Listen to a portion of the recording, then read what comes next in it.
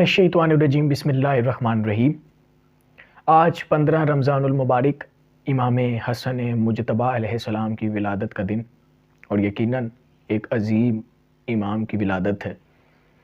جتنے بھی امام گزرے ہیں ہماری ہدایت کے لیے گزرے ہیں، اللہ تعالیٰ نے جتنے ہادی اس کائنات میں ہماری ہدایت کے لیے اتارے، تمام عظیم ہادی ہیں جن کو اللہ تعالیٰ نے ہادی بنا کر اس کائنات میں بھیجا، اور جنہوں نے ہماری ہدایت کی، اللہ کی پہچان کروائی، اللہ کی عبادت کرنے کا سلیقہ ہمیں بتایا، اللہ کی معرفت حاصل کرنے کا سلیقہ ہمیں بتایا کہ خدا کے سامنے جھکا کیسے جاتا ہے، ہمیں بتایا کہ خدا کی عبادت کیسے کی جاتی ہے، ہمیں بتایا کہ کس طرح روز آخرت میں کامیابی حاصل ہو سکتی ہے، دنیا میں کیسے کامیابی حاصل ہو سکتی ہے، کس طرح ہم نیک بن سکتے ہیں، کس طرح ہم متقی بن سکتے ہیں، کس طرح ہم تقوی الہی اختیار کر سکتے ہیں۔ یہ ہمیں اہل بیت نے بتایا، معصوم ہادیوں نے بتایا۔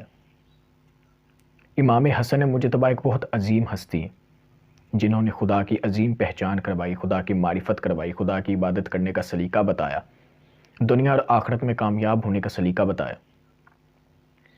گناہوں سے بچنے کا سلیقہ بتایا، نیک اعمال کرنے کا سلیقہ بتایا، اور جتنے بھی ہادی گزرے ہیں انہوں نے اپنے عمل سے ہمیں بتایا کہ کس طرح عبادت کی جاتی ہے۔ امام حسن مجتبیٰ علیہ السلام کے پاس ان کی خدمت میں ایک شخص آیا، حاضر ہوا، کہنے لگا، امام میں بہت گناہ گار ہوں، میں کیا کروں، مجھ سے گناہ نہیں چھوٹتے۔ امام نے کہا کہ کچھ چیزیں ہیں وہ تم کرو، پھر جو مرضی تمہارا دل چاہے تم کرو، تم جتنے مرضی گناہ کرنا چاہو تم کرو، بس یہ چند چیزیں چھوڑ دو۔ امام نے کہا چند چیزیں کرو۔ امام نے تو اس شخص نے کہا کہ کون سی وہ چیزیں؟ امام نے کہا کہ پہلی یہ ہے کہ تم خدا کا، اس خالق کا رزق کھانا چھوڑ دو، رزق نہ کھاؤ، پھر جتنے گناہ کرنے ہیں تم کرو۔ کہنے لگا امام یہ تو نہیں ہو سکتا۔ پھر امام نے کہا کہ خدا کی حکومت اور سلطنت سے تم باہر چلے جاؤ۔ کہنے لگا یہ بھی نہیں ہو سکتا۔ تو امام نے کہا اچھا ایسا کرو کہ جب تم گناہ کرتے ہو نا، ایسی جگہ چلے جاؤ جہاں پہ تمہیں خدا نہ دیکھے۔ کہا یہ بھی نہیں ہو سکتا۔ تو امام نے کہا پھر ایسا کرو کہ جب دوزخ میں تمہیں ڈال رہے ہو نا فرشتے، منع کر دینا، میں نے دوزخ میں نہیں جانا۔ کہنے لگا امام یہ بھی نہیں ہو سکتا۔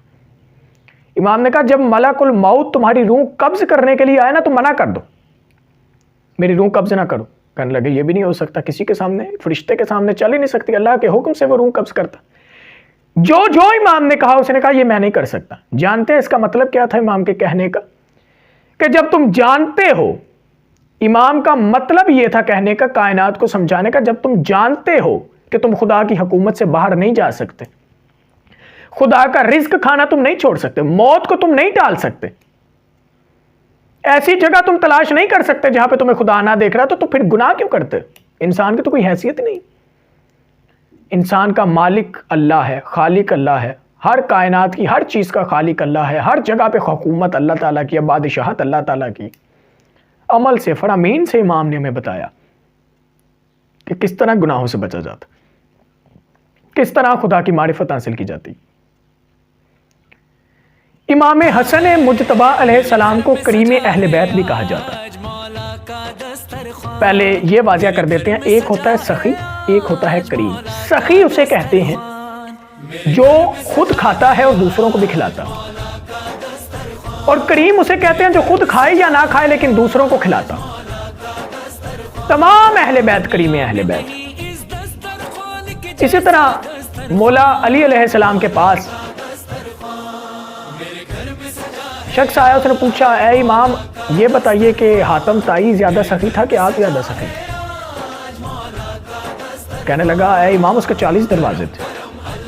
تو امام نے عجب عظیم جواب دیا، قیامت تک کے لیے سب کے لیے یہ عظیم جواب ہے، ہدایت ہے۔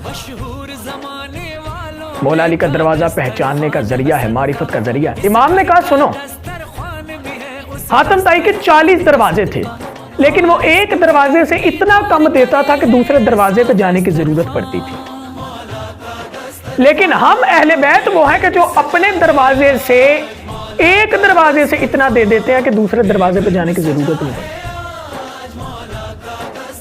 یہ کریمیت ہے، کریم اہل بیت. اور امام حسن مجتبیٰ علیہ السلام کو، کیونکہ آج 15 رمضان المبارک ہے، امام حسن مجتبیٰ علیہ السلام کو خصوصی کریم اہل بیت کہا گیا ہے. کریم کہتے ہیں کہ جو خود نہ کھائے دوسروں کو کھلاتا، اپنی فکر نہیں ہوتی.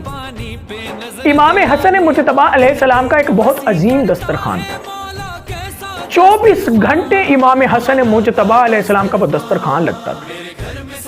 24 گھنٹے سوالیوں کے لیے، غریبوں کے لیے، مسکینوں کے لیے، فقیروں کے لیے، مسافروں کے لیے، جو آئے وہ کھائے.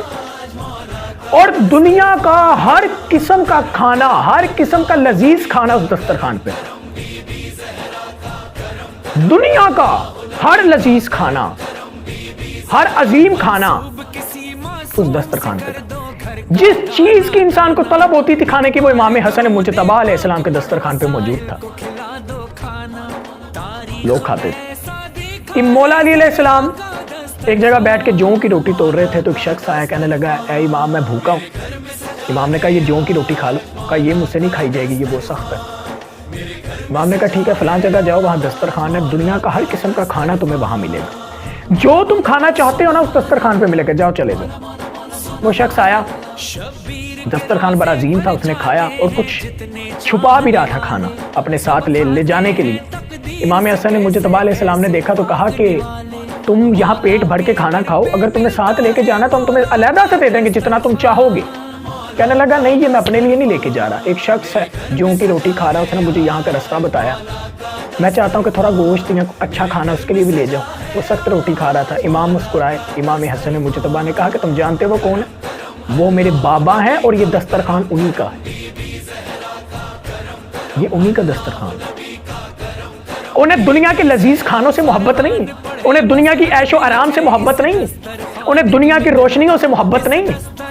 مولا علی سادہ زندگی گزارنا پسند کرتے، اور ساری مولا علی کی سیرت امام حسن مجتبیٰ علیہ السلام کے اندر تھی. کریم اہل بیت کہتے تھے امام حسن مجتبیٰ کو، جو اپنی فکر نہیں ہوتی تھی، دوسروں کو کھلاتے تھے. 24 گھنٹے امام کا دسترخوان تھا. اور آج بھی دنیا میں امام حسن مجتبیٰ علیہ السلام کا لوگ دسترخوان بھی چاہتے ہیں اور ان کے رزق میں اضافہ ہوتا ہے. اللہ تعالیٰ امام حسن مجتبیٰ علیہ السلام کے دسترخوان کی وجہ سے رزق میں اضافہ کرتا ہے، برکت ہوتی ہے گھر میں. ہم سب کو چاہیے کہ امام حسن مجتبیٰ علیہ السلام کا ہم اپنے گھر میں دسترخوان بچھائیں اور لوگوں کو بھی کھلائیں. اللہ ہماری غیب سے اتنی مدد کرے گا، رزق میں اتنا اضافہ ہوگا کہ ہم سوچ بھی نہیں سکتے. دعا ہے اللہ تعالیٰ ہمیں سیرت امام حسن پر چلنے کی توفیق عطا فرمائے. اللہ تعالیٰ امام حسن مجتبیٰ کا دسترخوان ہمیں بچھانے کی توفیق عطا فرمائے. اللہ تعالیٰ ہماری تمام مشکلات کو حل فرمائے. اللہ تعالیٰ جتنے مومنین اس کائنات میں آباد ہیں، اس ملک پاکستان میں آباد ہیں، ملک پاکستان کے علاوہ دوسرے ملکوں میں جو مسلمان مومنین آباد ہے، اللہ تعالیٰ انہیں اپنے حفظ و امان میں رکھے اور ان کی مشکلات کو حل کرے اور ان کی غیب سے مدد فرمائے.